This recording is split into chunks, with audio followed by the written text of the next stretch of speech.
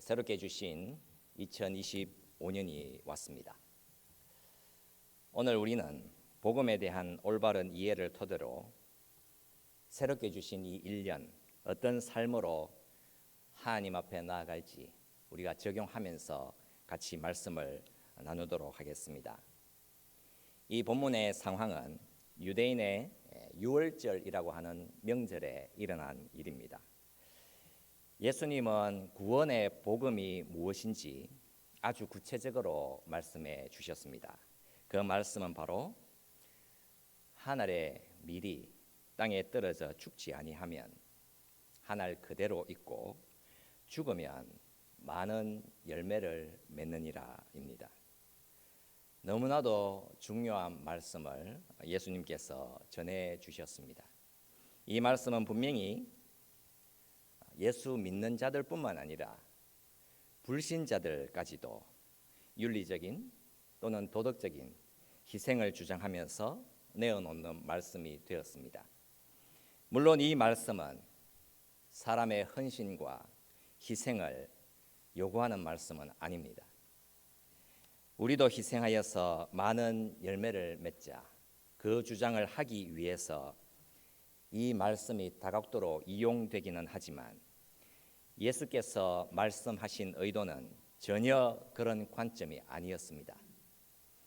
그러니까 예수님은 지금 구원의 복음을 전하고 계신 것입니다.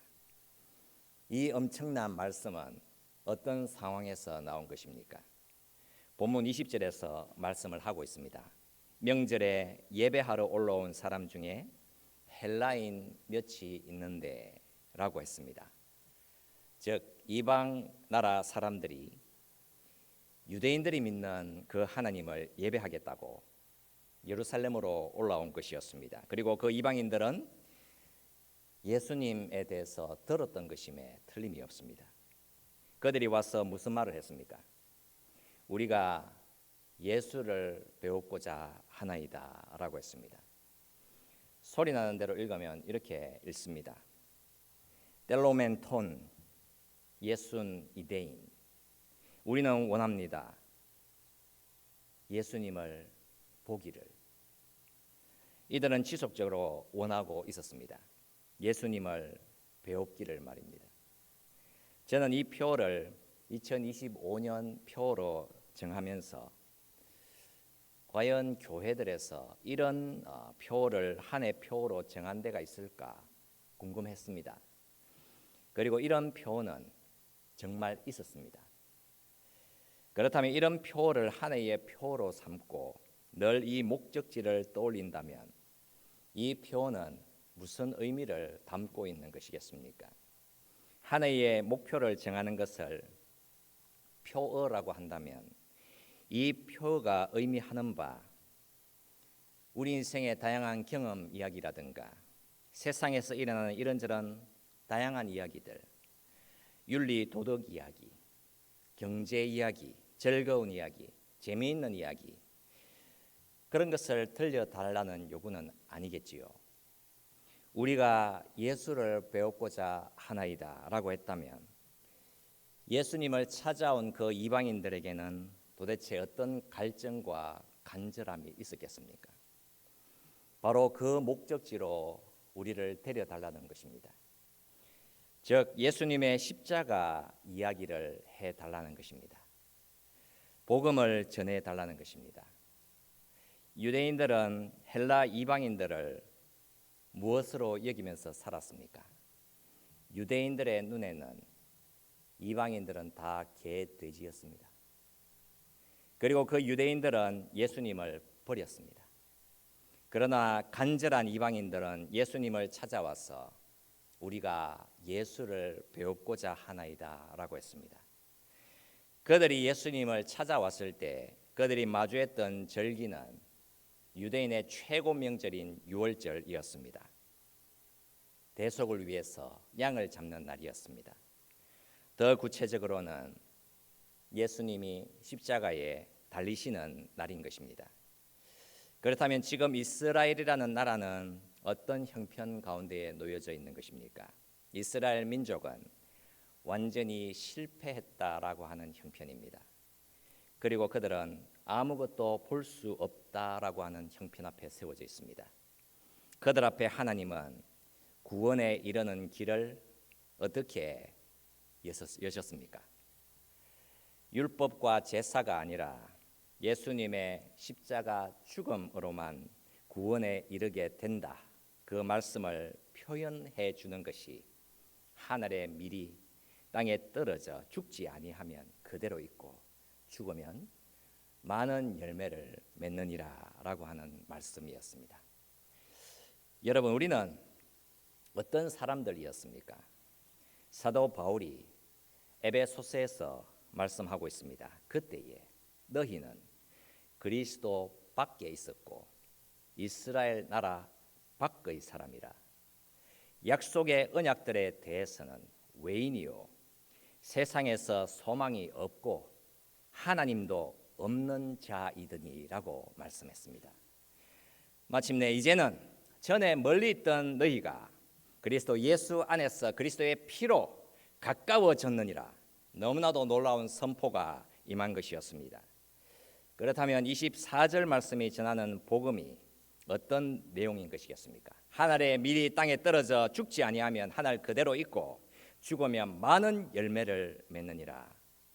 이 말씀은 왜 예수님이 죽으셔야 하며 어떻게 죽을 것인가, 그 내용을 가리키고 있는 것입니다. 이 말씀은 사람의 헌신과 희생을 강조하는 것과는 오히려 정반대에 대해서 말씀을 하고 있는 것입니다. 어떤 말씀을 하시는 것이겠습니까? 너희 인생들이 너희의 힘과 노력으로 너희의 율법 준수와 희생 제사로 구원을 얻어내겠다라는 것은 완전히 불가능하다는 사실이 이스라엘의 역사를 통해서 온전히 분명히 증명되었기에 이제 하나님의 아들인 내가 십자가를 짊어지고 너희들의 모든 죄를 내 품에 안고 내가 죽을 것이다. 그 십자가 외에는 구원받을 수 있는 길이 없다는 것이 입증되었기에 내가 미랄이 되어서 너희를 위해서 죽을 것이다. 바로 이 말씀을 하시는 것입니다. 하늘의 미랄이 땅에 떨어져 죽는다라는 말씀은 예수님의 십자가 지심을 선포하는 말씀인 것입니다. 이방인들이 예수님을 배우고자 했을 때에 예수님께서 말씀하셨습니다. 인자가 영광을 얻을 때가 왔도다. 자신의 십자가 죽으심을 가리켜서 하나님의 영광이라고 말씀하셨습니다. 왜 예수님의 십자가가 하나님의 영광인 것입니까? 예수님의 십자가에 도대체 무엇이 들어있기 때문입니까?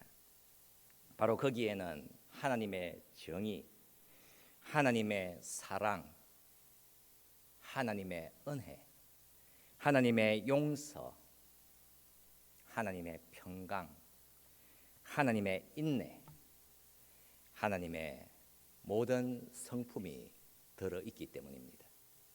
우리 인생은 늘 하나님의 영광을 추구하며 살아왔다고 고백했습니다.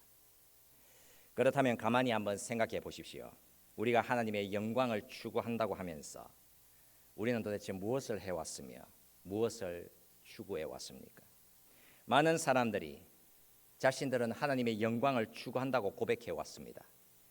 그렇다면 성경에서는 그 영광의 정체를 드러내고 있는데 그것은 바로 십자가였습니다. 그러나 우리는 십자가의 정신보다는 나의 잘남과 나의 노력과 나의 행위와 나의 성취를 통해서 무언가 정말 값진 것을 만들어서 심지어 세상조차도 칭찬해 주는 그런 아름다운 것을 하나님께 드림으로 하나님께 영광을 드린다고 해온 것입니다. 그러나 그 영광 추구가 결국에는 자기 자신의 영광을 추구하는 길로 길을 가더라는 것입니다. 여러분, 하나님께서 기뻐하시는 영광이란 예수님의 십자가 앞에서 나의 죽음과 나의 자기 부인을 의미하는 것이며 오직 하나님만이 나의 구원의 주가 되심을 인정하는 것입니다. 예수의 십자가 앞에서 밝히 드러내는 하나님의 영광이란 바로 내가 죄인들 중에 괴수여서 나의 불가능함과 무능함을 십자가 앞에서 온전히 인정하고 예수님의 십자가 지심이 하나님 구원하심의 가장 중요한 하나님의 일하심이었음을 인정할 그때에 하나님은 우리로부터 영광을 받으시는 것입니다. 예수님이 공생의 사역을 하실 때에 가장 먼저 행한 표적이 무엇이었습니까?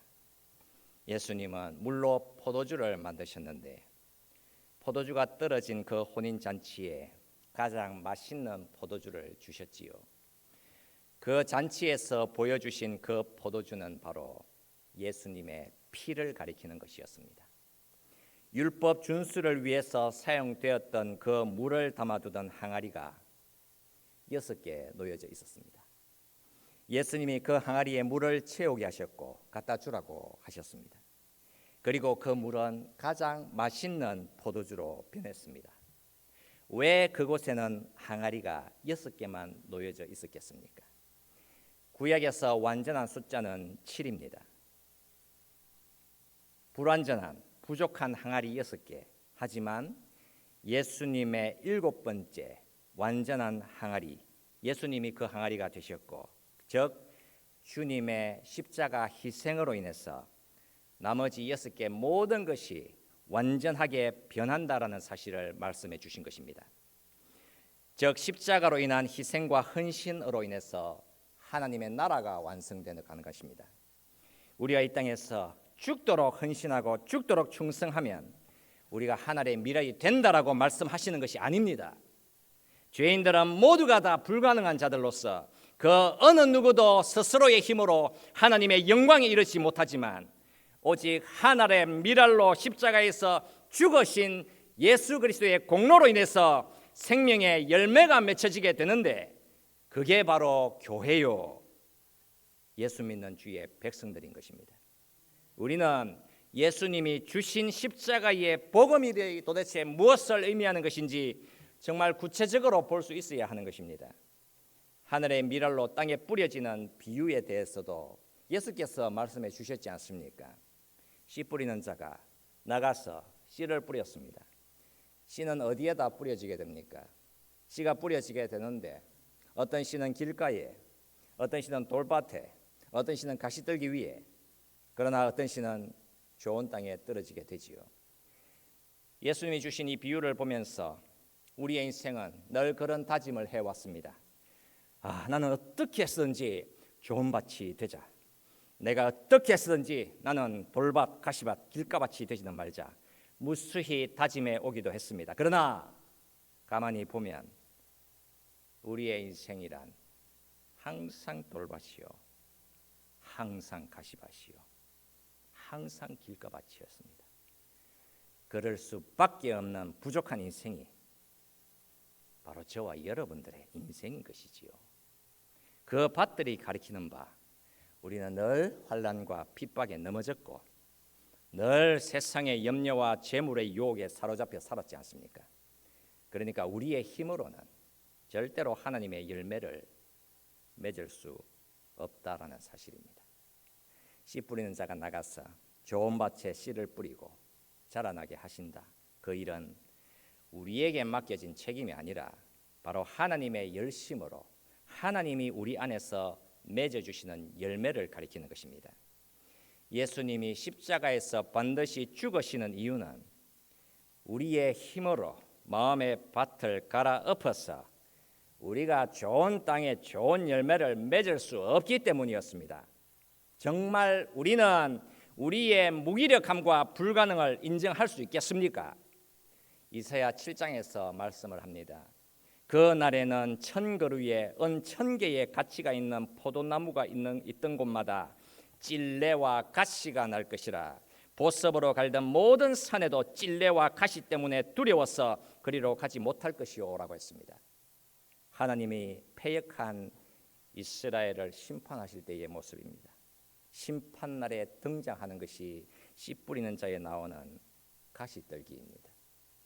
가시떨기가 가리키는 바 하나님의 은혜를 벗어나 죄에 빠져서 심판에 이른 죄인들의 상태를 가리키고 있는 것입니다.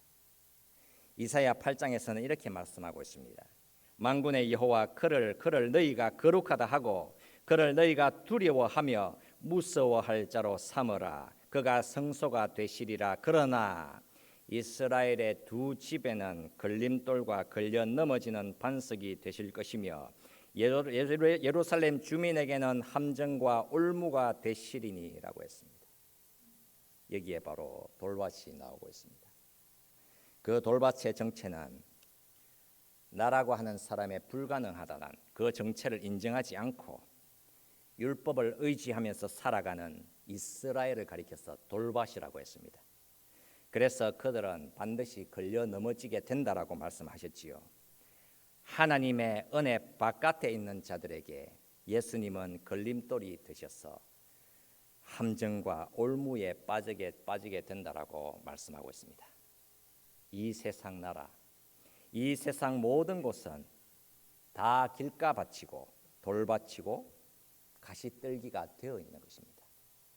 결국에는 모두가 다 하나님의 심판과 저주로 인해서 멸망받을 수밖에 없다라는 사실을 드러내시고, 그러나 오직 한 길, 유일한 그 길, 바로 하나님이 준비해 주신 거룩한 씨앗인 예수님을 통해서만 구원을 받게 하시고 그 예수님을 통해서만 구원의 열매를 맺게 하신다고 말씀하신 것입니다. 저와 여러분들은 모두가 다 처음부터 끝까지 다들 예수님을 거부한 돌밭, 가시밭, 길가밭이었습니다. 왜냐하면 인생은 누구나가 다 하나님에 대한 적대감을 가지고 유일하게 거룩한 씨를 거부했기 때문입니다. 우리는 결코 우리의 힘으로 구원의 열매를 맺을 수 없습니다. 이방인들이 우리가 예수를 배우고자 하나이다 하며 예수님을 찾아왔을 때에 왜 예수님은 바로 그때에 인자가 영광을 얻을 때가 왔도다라고 선포하셨겠습니까? 왜 하늘의 밀이 땅에 떨어져 죽어야 한다고 말씀하셨습니까? 그 이유는 죄인들이란 그 어느 누구 하나 다들 하나님의 말씀을 이해할 수도 깨달을 수도 없기 때문이며 모두가 다 치우쳐서 추악하게 구제불능으로 황폐하게 굳어져 가야 했기 때문입니다. 그래서 거룩한 씨를 하나님이 스스로 준비해 주셔서 저와 여러분들의 황폐하고 마른 땅에다가 바로 십자가라는 씨앗을 심어 주신 것입니다. 바로 주 예수 그리스도의 성육신이었으며 십자가의 죽음을 통해서 더럽고 황폐한 우리의 심령에 생명의 열매를 맺게 해 주신 것입니다. 여러분, 우리는 복음이라고 하는 것을 정말 제대로 이해하고 있어야 합니다.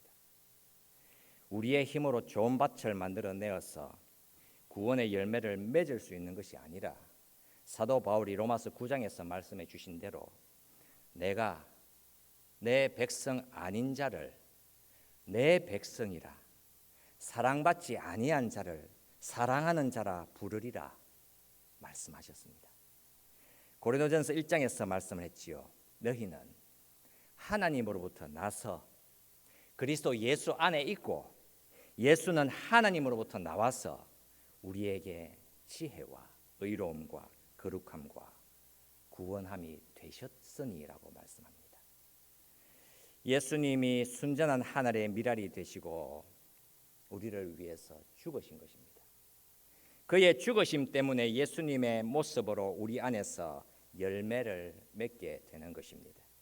그 모습은 이 세상에서 우리가 지는 모습으로, 섬기는 모습으로, 용서하는 모습으로, 인내하는 모습으로, 약함으로, 옛사람의 죽음으로 표현되어지는 것입니다. 복음은 여러분 전적으로 복음입니다. 복음은 하나님이 죄인들에게 전하는 좋은 소식입니다. 이미 임했습니다. 이미 완성되어서 우리에게 전달되었습니다. 우리는 새롭게 주신 이 한 해에도 예수님의 이 십자가를 항상 적용해야 합니다. 내가 정말 끔찍한 죄인이어서 반드시 누군가가 와서 나를 위해서 죽어야 할 만큼 나는 불가능한 사람임을 고백하면서 살아야 하는 것입니다. 복음은 말합니다. 가장 강하신 하나님이 가장 큰 위험에 빠지셨지요. 세상은 강한 자를 기억하고 강하게 맞서야 한다고 주장합니다. 그러나 복음은 하나님이 약하게 되셨고 십자가를 통해서 자신을 온전히 내어주심으로 죄인이 구원을 받았으니까 우리는 절박하게 도움이 필요한 자들이며 그런 불가능한 자에게 십자가 은혜가 임했으니 이제 나는 더 이상 세상 힘을 추구하지 않을 것이며 더 연약해질 것이며 나의 잘남과 힘을 추구하지 않을 것이며 오직 예수 그리스도의 은총 아래에서 더욱더 낮아질 것을 다짐하고 적용해 나가야 하는 것입니다. 누군가가 그리고 세상이 여러분들을 몰라주고 무시하면 어떻습니까? 아무 문제 없습니다, 여러분. 십자가 사랑을 가진 우리는 이미 모든 것을 가진 사람이 되었기에 우리는 더 낮은 길로, 더 낮은 자리로, 더 약한 자리로 내려가야만 하는 것입니다. 여러분, 우리는 그냥 우리 마음 내키는 대로 살아가는 사람들이 아닌 것입니다. 내 기분 내키는 대로 움직이는 사람들이 아닙니다. 예수님의 십자가 아래에서 우리는 지속적으로 계속해서 변화되어가는 사람들입니다. 헬라인들이 예수님을 찾아왔습니다. 우리가 예수를 배우고자 하나이다라고 했습니다. 우리가 예수를 배우고자 하나이다. 그들의 그 간절함에 대해서 예수께서는 어떤 대답을 주신 것입니까? 우리가 예수를 배우고자 하나이다. 이 요구에 예수님이 주신 대답은 무엇이었습니까? 인자가 영광을 얻을 때가 왔다라고 하는 대답이었습니다. 하늘의 밀이 땅에 떨어져 죽었어. 많은 열매를 맺는다라는 대답이었습니다. 무엇이지요, 여러분? 십자가라고 하는 대답을 주신 것입니다. 우리가 예수를 배우고자 하나이다. 그 질문에 십자가를 주셨습니다. 바로 이 조경을 우리는 올해 우리에게 지속적으로 우리 안에서 일어나야 하는 것입니다. 예수님의 십자가가 정말 우리에게 아름다울 수 있겠습니까? 그 십자가가 나의 완고함과 나의 부족함을 흔들어 놓을 수 있을 만큼 충격적일 수 있겠습니까? 나의 옛사람 안에 계속 머물러 나의 고집과 나의 표독함과 나의 성격대로 살겠다는 나의 부끄러움을 흔들어 놓을 만큼 예수 그리스도의 그 십자가가 내 속에서 압도적일 수 있겠습니까? 온통 머릿속에는 오직 나, 오직 내 욕망, 오직 나 중심, 오직 나, 그 나라고 하는 지옥불에서 당당하게 걸어 나오게 만들 만큼 그 십자가라고 하는 것에 나를 다 맡길 수 있겠습니까? 어린아이가 계속해서 우유만 달라고 졸라대는 것처럼 계속 성숙하게 자라가야 할 우리가 여전히 그 어린 아기의 상태에 머물러 있는데 여러분 그 자리에서 미소를 지으면서 당당하게 걸어 나올 만큼 그 십자가가 내 인생에 위력적일 수 있겠습니까? 가능할 수 있겠습니까, 여러분? 십자가는 아름다운 것입니다. 주님의 십자가는 우리의 보물인 것이지요. 2000년에 다윗과 요나단이라는 기독교 가수가 부른 노래가 있습니다. 그 제목이 쓴잔입니다. 쓴잔. 그 가사를 한번 읽어보겠습니다. 주님의 쓴잔을 맛보지 않으면 주님의 쓴잔을 모르리. 주님의 괴로움 당하지 않으면 주님의 고통을 모르리. 주님의 십자가 져보지 않으면 주님의 죽으심 모르리. 주님의 쓴잔은 내 것이며 주님의 괴로움 내 것이며 주님의 십자가 내 보물이라. 또한 그의 부활 내 영광이리라. 여러분, 주님의 쓴잔은 가장 영롱하고 가장 큰 아름다움이었습니다. 지금도 주님의 십자가는 여전히 죄인들을 부르시는 하나님의 음성입니다. 과연 그 십자가가 내 눈에, 내 영혼에 그렇게 아름다워서 그 십자가를 바라볼 때마다 내 심령에서 찬송과 경배가 존경이 나올 수 있겠습니까? 마음의 질병을 다루는 전문가들이 있습니다. 이 의사들은 기독교라는 것에 대해서 별로 관심을 가지지 않고 살아가는 사람들도 많습니다. 그런데 마음의 질병을 연구하는 이 사람들이 하는 말이 사람의 마음이 건강한가 그렇지 않은가 확인할 수 있는 표지가 있다고 했습니다. 과연 그 사람이 무언가를 높이고 찬송하는 능력이 있는가? 여러분, 그게 표지라고 했습니다. 그러니까 어떤 사람의 삶에 기쁨, 찬송, 무언가를 높임 이런 게 없고 그 심령 가운데에 불만과 원망으로 넘친다. 그렇다면 그 사람은 인간성이 메말라 있는 상태인 것이며 철저히 잘못되어 있다라고 했습니다. 내가 사람인가? 내가 올바른 인간인가? 그 질문에 무언가를 찬송하고 존경하는가? 그게 있는가? 반드시 묻게 되어 있습니다. 하나님이 저와 여러분들에게 십자가의 아름다움을 보라고 요구하시는 이유는 우리의 인생이 반드시 그것을 필요로 하기 때문입니다. 그게 옳기 때문에 하나님이 우리에게 요구하시는 것입니다. 여러분들이 안개가 자욱한 길을 걸어가고 있습니다. 조금씩 앞으로 갑니다. 그리고 잠시 멈추는 사이에 안개가 그칩니다. 그 자리에 우두커니 멈추어 섭니다. 만약에 조금만 더 앞으로 나아갔다면 5,000피트 높이의 절벽 아래로 굴러 떨어질 뻔했습니다. 방금 전 안개가 그쳤을 때에 나는 살아남게 되었던 것입니다.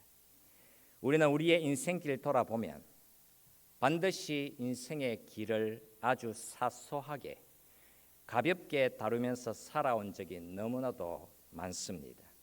그 길을 결코 가볍게 다루어서는 안 되었습니다. 늘 그 길 앞을 주의해서 살펴야 했습니다. 여러분, 여러분의 인생길에 안개가 자욱했는데 이제 그 안개가 그치어 갑니다. 그러면 잠시 후 그 길 앞에는 무엇이 놓여져 있는지 실체를 확인하게 됩니다. 우리 인생길 앞에 놓여져 있는 것이 가장 중요한 것인데 그것을 놓친다면 우리는 모든 것을 다 잃어버리게 되어 있습니다. 하나님의 영광, 그 생명의 십자가라고 하는 것이 저와 여러분들 인생길 앞에 놓여져 있습니다. 그 실체를 확인하지 않고 무덤덤하게 무신경하게 내 인생 내 갈 길로 가는 것은 치명적인 위험 앞에 서게 되어 있습니다. 여러분들이 2025년 이 예배 처소를 드나들 때에 여러분들은 이미 너무나도 많은 것을 들어왔으며 이미 많은 것을 알고 있다고 생각합니다. 그래서 여느 때처럼 늘 하던 대로 길을 걷겠지요. 분명히 하나님은 사랑이시다라고 들었고 나는 알고 있다고 생각했습니다. 그러나 어느 주일 아침 하나님이 정말 예수님의 십자가에서 나의 죄를 용서하셨음을 소스라치게 놀라며 믿을 때가 임할 것입니다. 그것이 정말 사실이었구나 놀랍게 깨달을 때가 올 것입니다. 내 인생의 안개가 그치는 순간들이 계속해서 임하게 될 것입니다. 우리의 영혼을 예수님의 십자가가 흔들어 깨우는 것입니다. 예수님이라는 진리의 달콤함, 십자가 은혜의 영광스러움, 이제 내 영혼에서 깊은 찬송이 울려날 때가 임할 것입니다. 정말 지금까지 단 한 번도 기독교라고 하는 진리를 진지하게 여긴 적이 없을 수도 있으며 지금까지 단 한 번도 하나님의 사랑을 경험하지 않았을 수도 있습니다. 나는 단 한 번도 십자가 영광을 진지하게 생각해 본 적이 없었기 때문입니다. 예수님이 말씀하시는 것입니다. 인자가 영광을 얻을 때가 왔도다 라고 말입니다. 그 부르심이 내 영혼에 스며들 때에 잠자고 있던 내 영혼은 반드시 깨어나게 되는 것입니다. 과연 십자가가 우리의 인생에서 가장 크고 가장 아름답고 가장 기쁘고 그리하여 내 인생의 중심이 될 수 있겠습니까? 그 찬란한 영광스러움으로 인해서 나의 삶이라고 하는 것이 정말 예수 중심으로 재편성될 수 있겠습니까? 정말 하나님 말씀에 순종하여서 나의 뜻을 죽이고 그 은혜에 나를 온전히 맡길 수 있겠습니까? 한 사람이 직장을 다니다가 그만 해고를 당했습니다. 이제 그 사람은 너무나도 큰 인생의 곤고함 앞에 서게 되었습니다. 재정적인 어려움이 압도해 들어왔습니다. 그러던 어느 날 교회로 발걸음을 옮겼습니다. 바로 그날 예수 그리스도의 영광스러움이 그녀를 붙들어 주었습니다. 그리고 그 사람의 믿음의 고백을 전하게 됩니다. 이렇게 말을 했습니다. 나는 그날 깨닫게 되었습니다. 직장에서 해고된 것은 나의 영혼에 임한 참된 부유함을 전혀 손상시키지 않았습니다. 나는 참된 평강을 이제서야 가지게 되었습니다라고 고백했습니다. 여러분, 우리도 예수님의 십자가의 부르심과 그 영광을 우리에게 주신 이 새로운 한 해에 계속해서 경험하기를 원합니다. 그리스도인은 예수님이 나를 위해서 무슨 일을 행하셨는지 그 십자가의 영광을 가장 중요하게 생각하고 붙들고 살아가는 사람들인 것입니다. 우리가 오늘은 우리의 기도로 하나님께 찬송을 같이 올려드렸으면 합니다. 주님의 십자가를 나의 가장 소중한 보물로 이렇게 삼고 살아가기를 다짐하면서 우리 함께 이 찬양으로 우리의 기도의 제목으로 하나님께 올려드리도록 했으면 합니다. 가사를 생각하면서 아까 제가 말씀드린 그 쓴잔이라고 하는 찬양을 우리가 같이 부르도록 합시다.